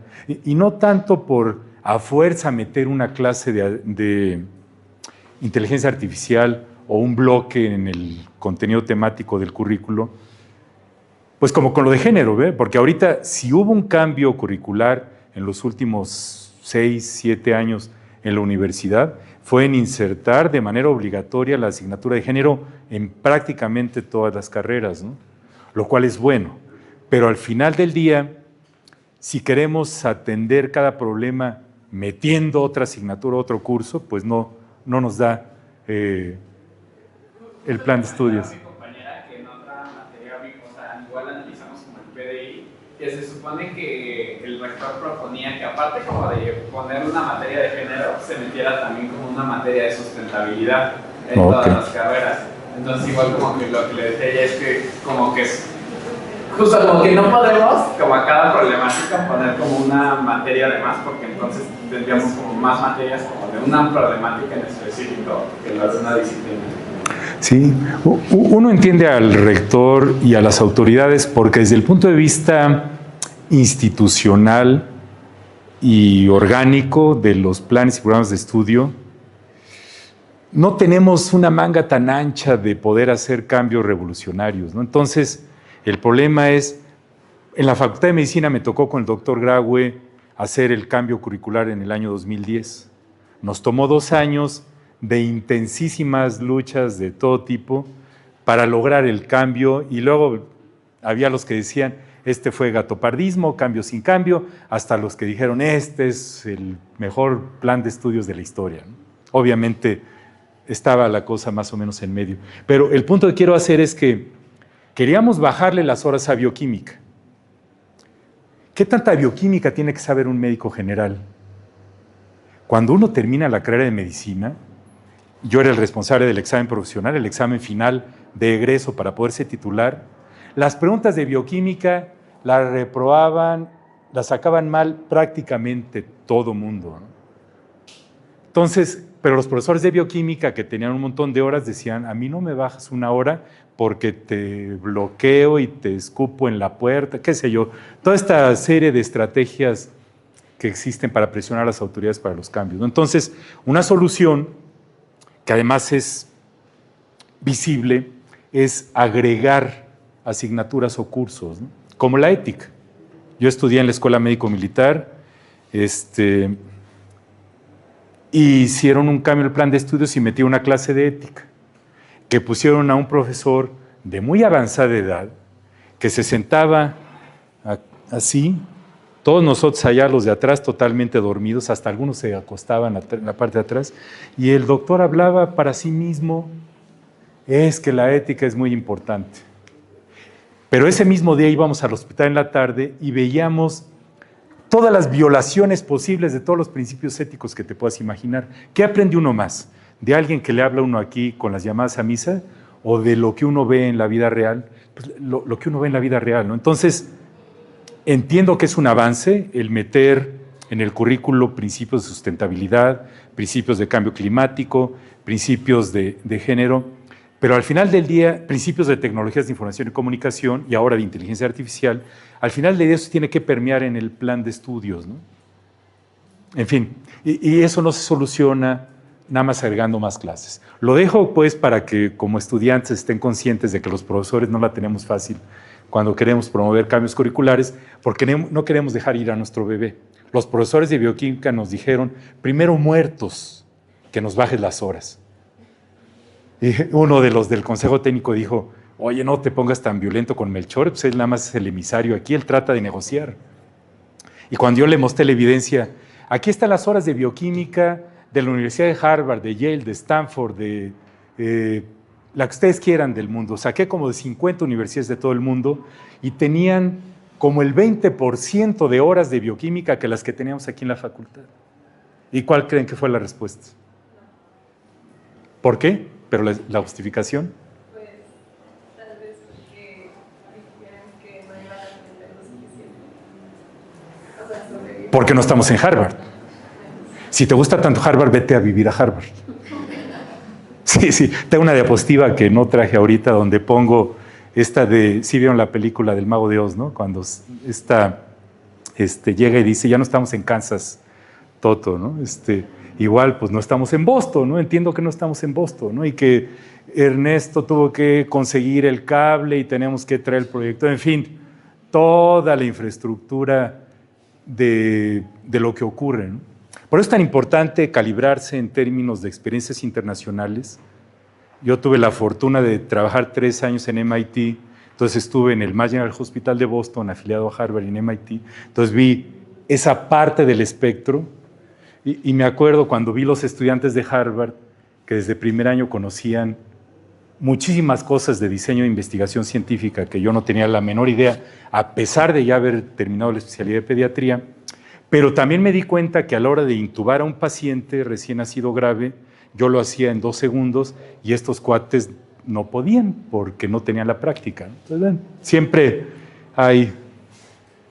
podemos pues hablar de eso mucho tiempo. Déjame avanzar para terminar a tiempo. Entonces, en el programa de ahí salió la discusión. No es tan sencillo pues la cuestión de incluir las cosas curricular formalmente o por lo menos como optativas. Realizar actividades que consideren el uso, ven que aquí también el porcentaje ha ido subiendo, y enseñar a usar diferentes herramientas, que esto es importante. Yo uso ya ChatGPT porque es con la que más me entiendo, ya mi esposa también, y nos hablamos de tú con ChatGPT, y me dice a mi esposa, hola Laura, ¿cómo estás? ¿Cómo pasaste? Y antropomorfizamos a la inteligencia artificial de una manera que algunos pueden considerar patológica, pero que al final del día, esa comunicación con alguien que no te está juzgando y que te da respuestas que dan la apariencia de ser muy profundas y terriblemente inteligentes, aunque no son inteligentes, no están vivos, etcétera, etcétera. Pero al final del día, por eso muchos jóvenes la están usando como su desfogue de tener alguien con quien platicar, ¿no?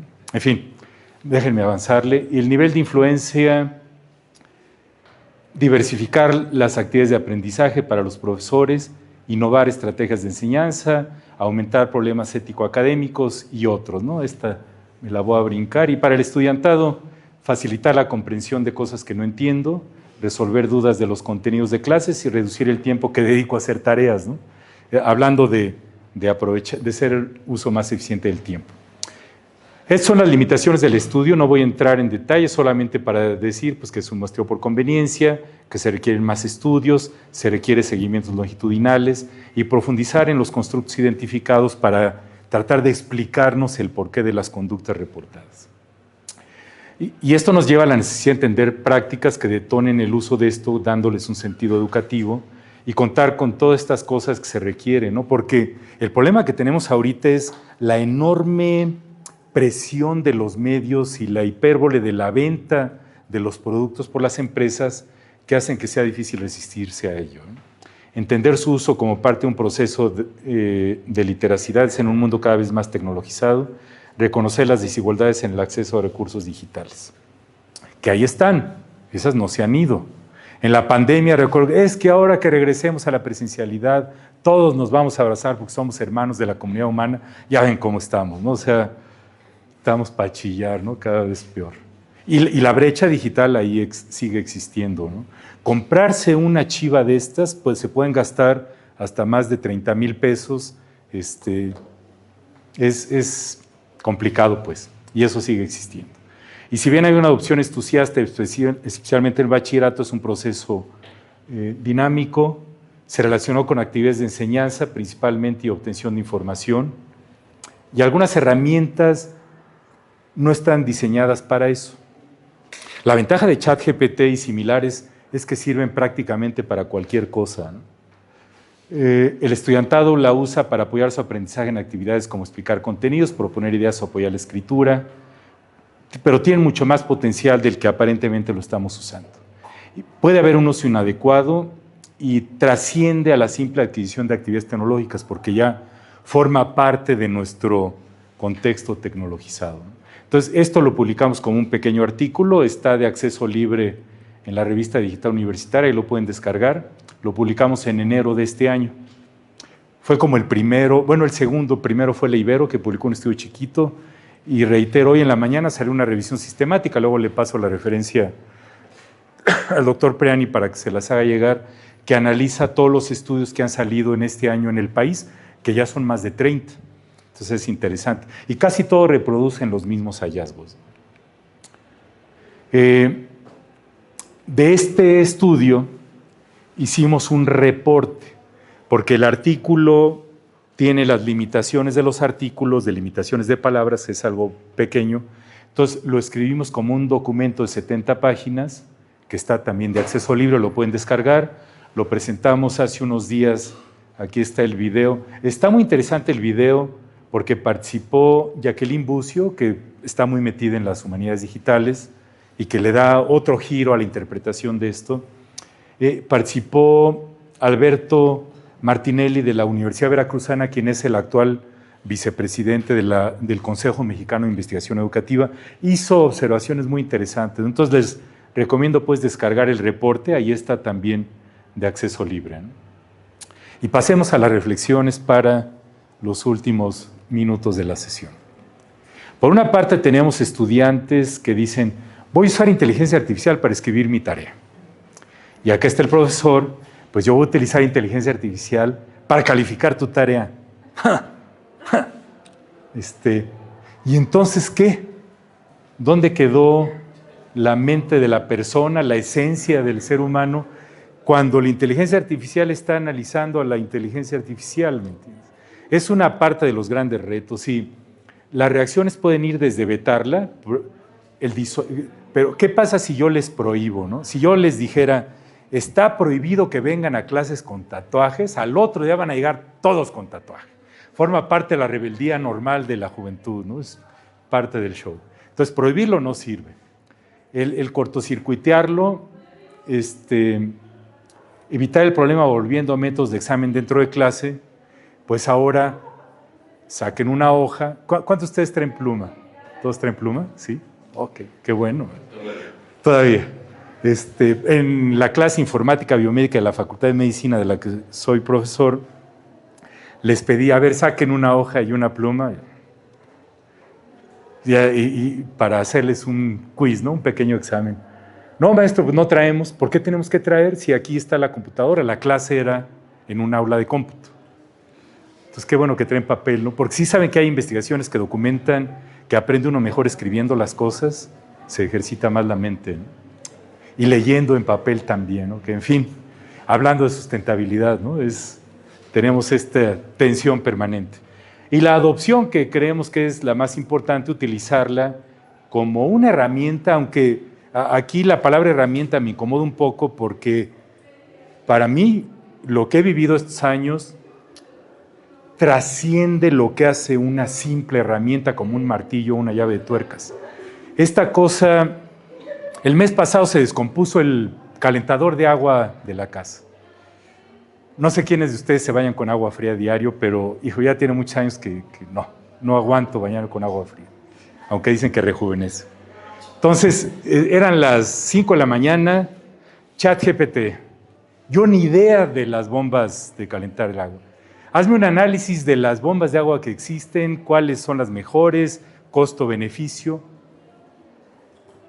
Aquí está, ni un solo error. Aprendí más de calentadores de agua que lo que había aprendido yo en mis más de 60 años de vida, en media hora. Y me dijo, ¿quieres que te diga en dónde las venden? ¿Cuáles te quedan cerca de tu casa? Entonces, es cuando te empieza a dar miedo, ¿no? ¿Y cómo sabes dónde vivo? ¿Cómo sabes qué me gusta? Pues, ¿sabe qué me gusta? Porque yo ya la programé, yo ya le dije, soy médico, soy profesor, quiero que marques tus propias posturas como inteligencia artificial ante, me gusta que me contradigan, tal. Entonces, esa parte de adoptarla, ¿cómo puede uno luchar contra eso? Versus ir a Home Depot y que te toque ahí de estos despistados que están ahí, perdón, con todo respeto, todos los empleos son respetables, pero oye, ¿cuál me recomiendas, no? ¿Qué me va a decir? Como cuando vas a comprar una computadora en cualquier tienda, ¿no? Antes me acuerdo que llegábamos preguntando cuánto tiene de RAM, cuántos megahertz del procesador, y ahorita pues ya nada más es para cuál me alcanza, ¿no? Cuál está a 12 meses sin intereses. Entonces, la adopción creo que es lo que nos queda.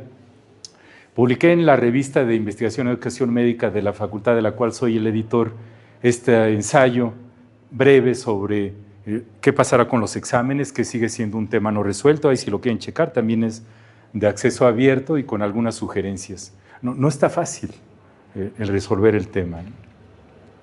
Entonces, tomarla como herramienta, como obstáculo, como complemento. Reitero, la belleza de las imágenes es impresionante. Y como profesores nos topamos con el reto de elegirla como el menú del día aquí en francés, ¿no? Aquí sí me jugó de que aquí hay una mano que sale de repente de la nada, ¿no? Pero la imagen que tenía anterior sí estaba mucho más fea, ¿no? Y me pone aquí de fondo el escudo de la UNAM. Las presentaciones ya adquieren otra cariz con esto.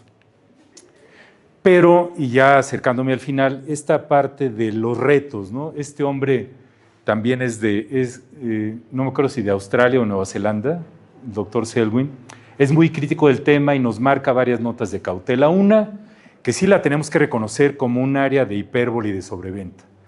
¿Ustedes creen que Mark Zuckerberg, Elon Musk y todos estos personajes les importamos nosotros un carajo? No vayan a poner eso en YouTube porque me van a bloquear, ¿no? Lo que quieren las empresas es tener más clientes. OpenAI, los de ChatGPT, el mes pasado le bajaron el precio de la suscripción en la India. La India, además de China, es uno de los mercados más grandes del mundo. Lo bajaron a menos de $5 al mes, tratando de que la gente de la India se suscriba a su producto, ¿no? Ay, bueno, y no he mencionado el chino. Sí saben que hay una plataforma china que es sin costo, ¿no? Pero como decimos, podrá ser sin costo, pero ¿a quién le tienes más confianza de darle tus datos? ¿A los gringos o a los chinos? Está en chino, como decimos coloquialmente, ¿no? Pero ellos lo que quieren es vender. Entonces, siempre exageran. Hay que discutirla en términos de sus limitaciones absolutas. Todos los que estamos aquí no somos avatars. Es decir, tenemos carne, hueso y un pedazo de pescuezo.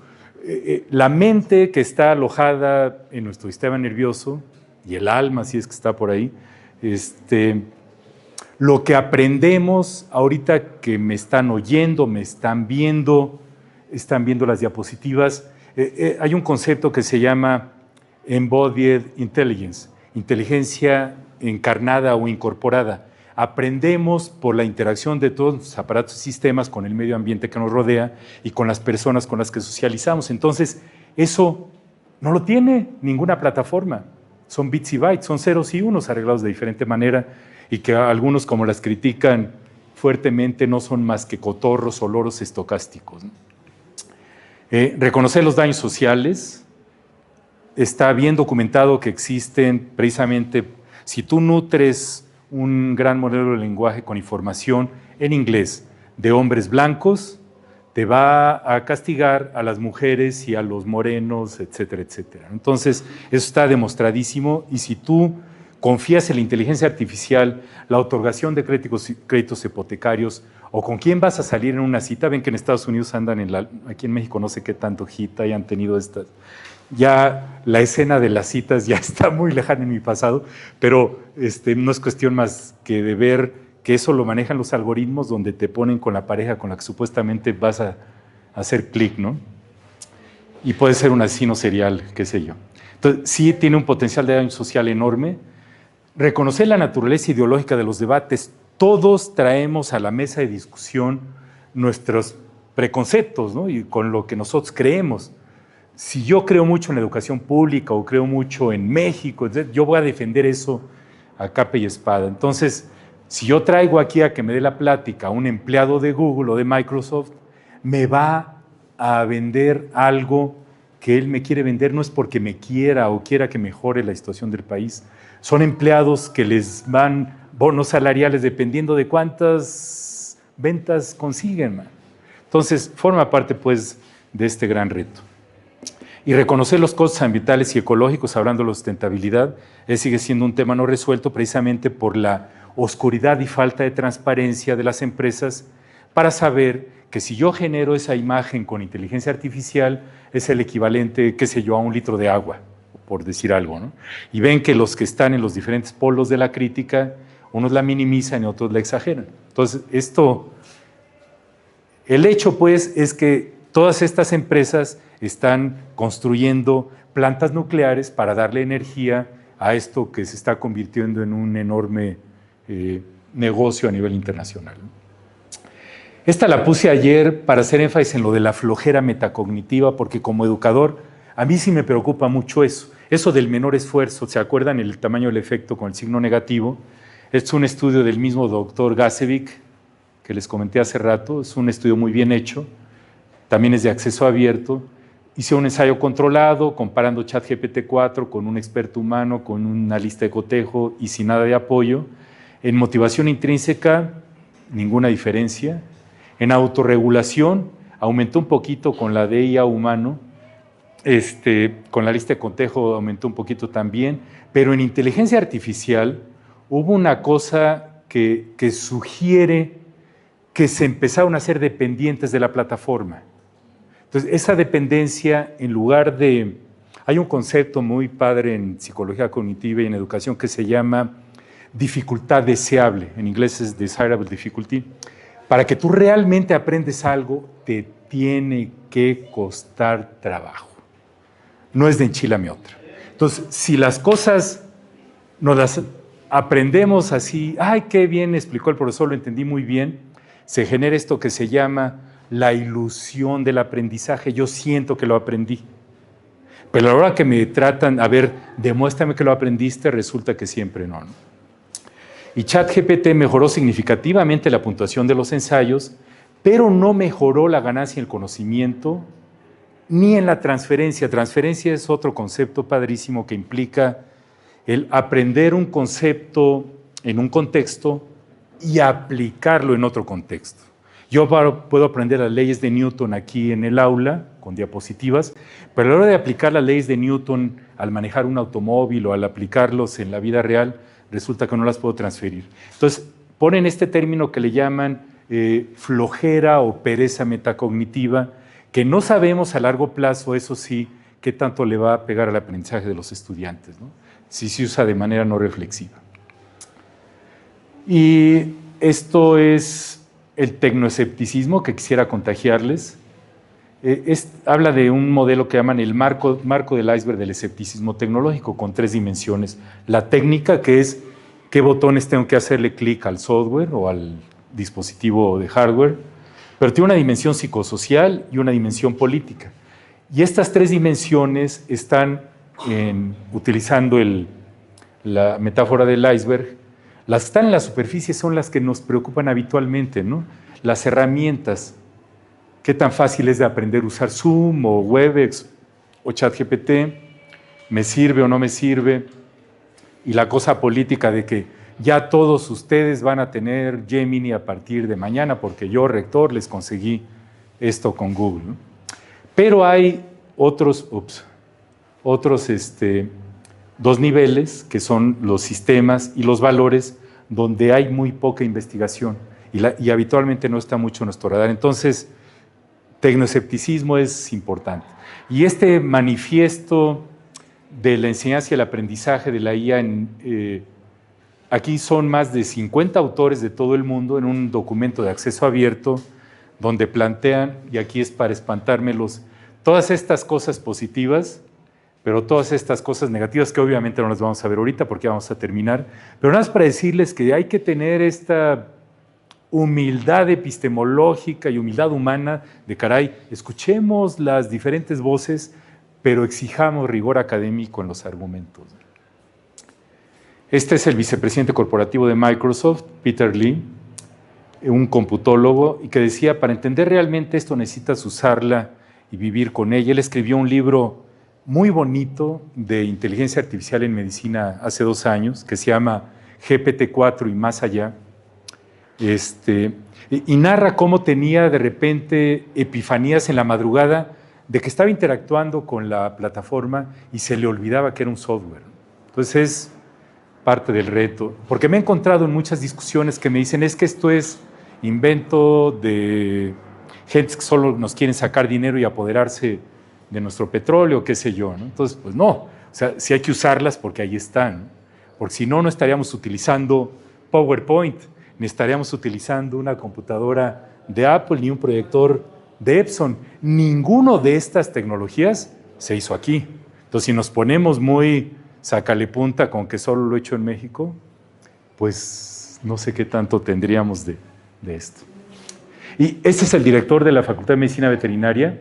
Creo que están llegando los del siguiente turno. Ya faltan 2 minutos. Que él ha creado GPTs, es decir, pequeños programas que están en ChatGPT y que son de acceso libre para hacer, por ejemplo, las competencias de medicina veterinaria o simuladores, ¿no?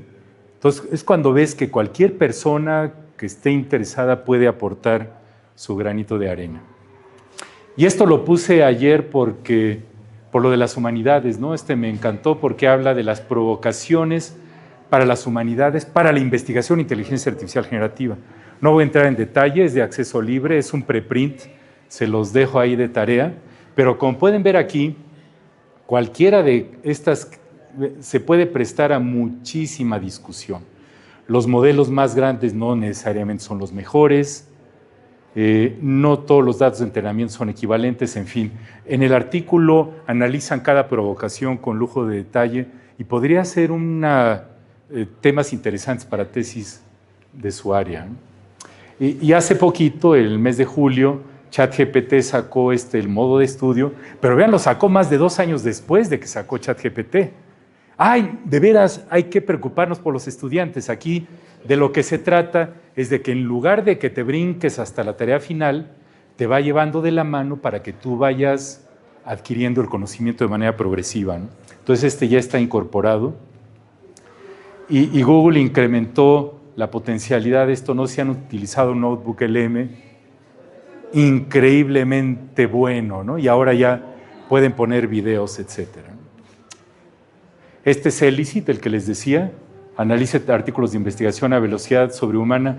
Y una profesora me dijo, ¿pero cuál es la prisa? ¿Por qué tenemos que ser sobrehumanos? Bueno, pues sí, la podemos tomar calmada también, ¿no? Pero al final del día yo le hago esta pregunta y me jala 50 artículos y me los analiza y me los categoriza y me pone el resumen. Este hombre es de la Universidad de Pensilvania, Ethan Mollick. En esta conferencia que dio en Harvard hace unos meses, decía, no hay un manual secreto, porque todos quieren, yo quiero la receta secreta de esto, no existe. Trabajar con esto es como enseñar, es el vivir, el interactuar, el aprender sobre la marcha, y nadie mejor que los profesores sabemos las características de nuestro contexto y estudiantes.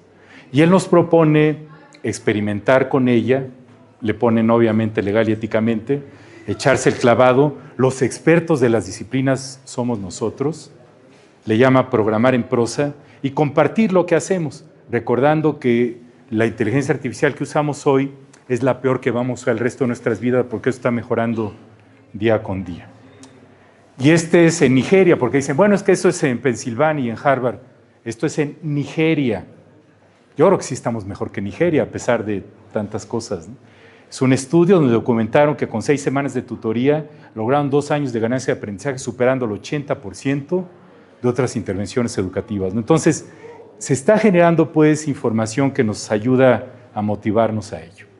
Dostoyevsky, se necesita algo más que inteligencia para actuar inteligentemente. Uno puede ser muy inteligente, pero ser un tonto como ser humano. Y esto es de Remedios Varo, el encuentro. Pues no sé si tengamos 2 minutitos para preguntas. Son las 11:51 y con esto termino. Pues gracias. Muy bien. No.